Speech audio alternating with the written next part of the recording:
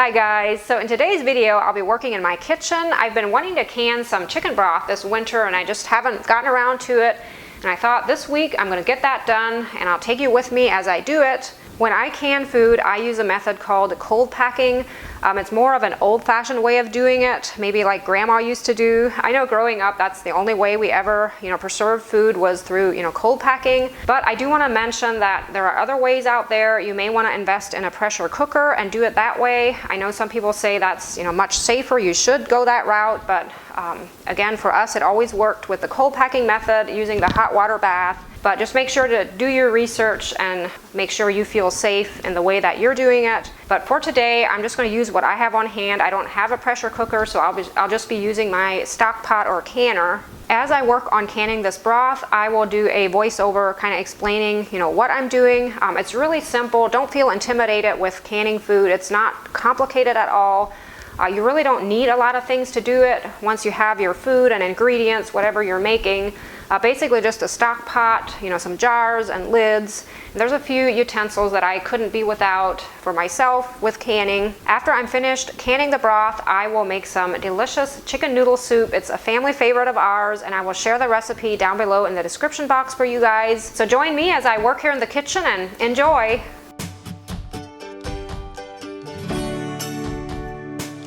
I got this chicken carcass at Dowdy Farm Meats, and it consists of fryer backs and necks. It weighs around 8.5 pounds.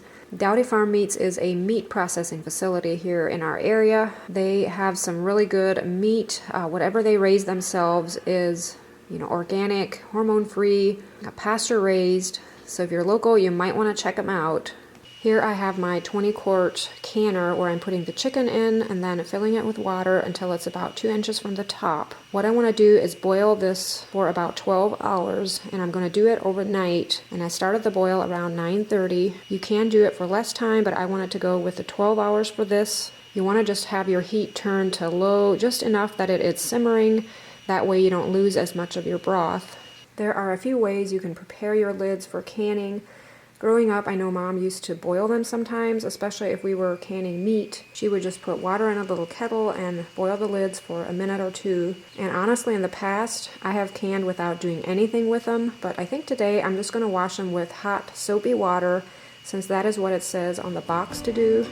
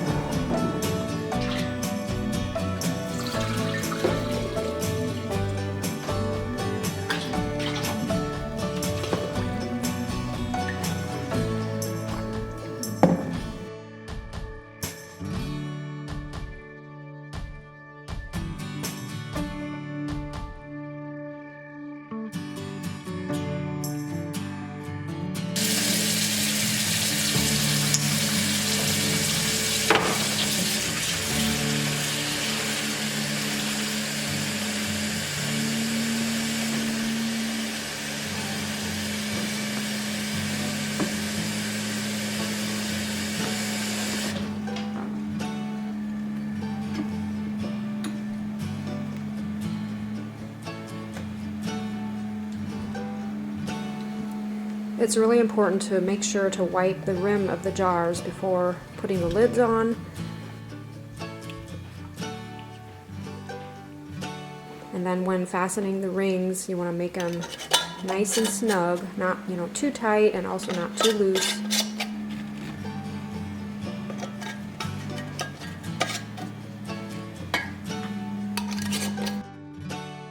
To prepare your canners, you need to set something in the bottom for your jars to set on. You never want to have your jars just sitting in the canner without being, raised from the bottom just a bit.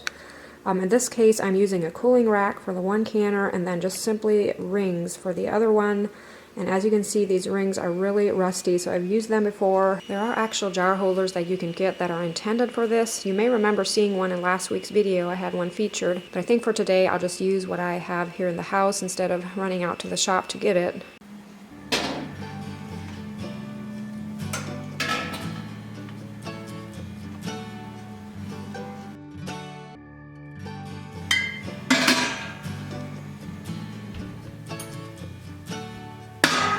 You want to fill your canners with water up to the neck of the jars, and in this case I'm using hot water since my broth is hot already. If I were to use cold water, it may crack my jars, and then vice versa. If you have something that is cold in your jars, you don't want to just use hot water.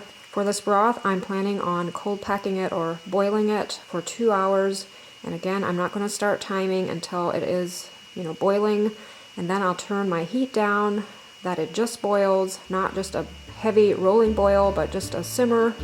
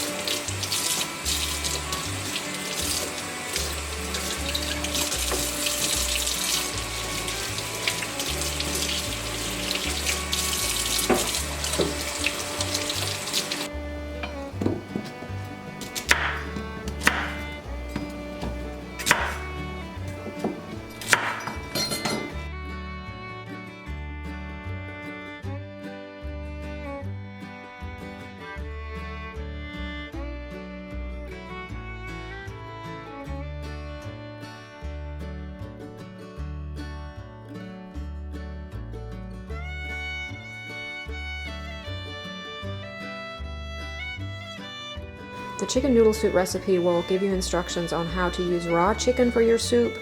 In this case, I had some leftovers in the fridge that I thought I'd use.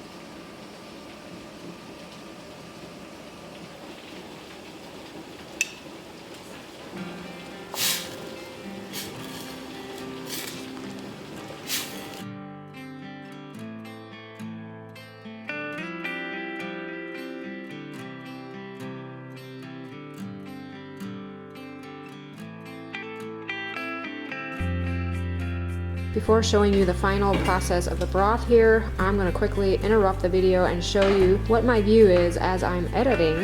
My husband and son made this adorable little feeder for me that is sitting out on the railing. As I'm editing at the kitchen table, I can just look to my right and see this amazing entertainment of birds coming to the feeder.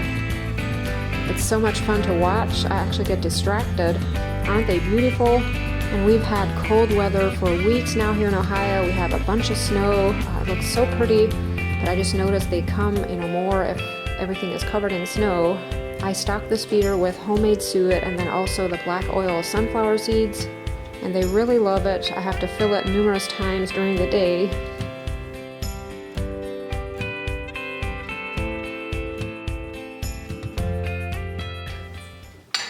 I don't know, can you hear those popping sounds as I am taking the jars out of the canners? That's the most amazing sound ever.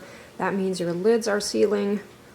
Sometimes they don't seal until they've been sitting for a couple of hours, so don't give up if they don't just immediately seal.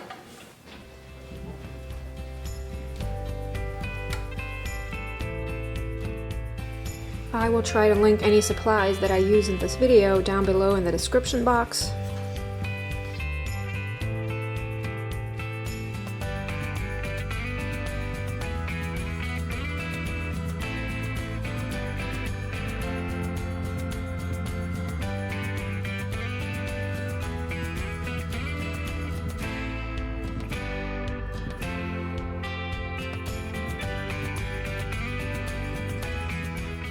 So if you check out your lid, you can tell if it's sealed or not. If there's a slight indentation in the middle of the lid, that means they're sealed. But if there's still a little rise there in the middle of the lid, that means they aren't sealed. And sometimes, for some reason, some jars won't seal. So often I'll just, if there's a lot of them, I may just freeze the product or just, use it right away. But thankfully today, all of my broth sealed, which is awesome. I always like to wash my jars, after they've been cooled for a while.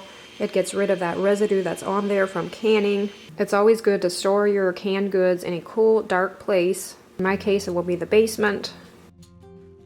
I gotta say, it's such a good feeling to have some extra chicken stock on hand, and the best part is I know what's in here.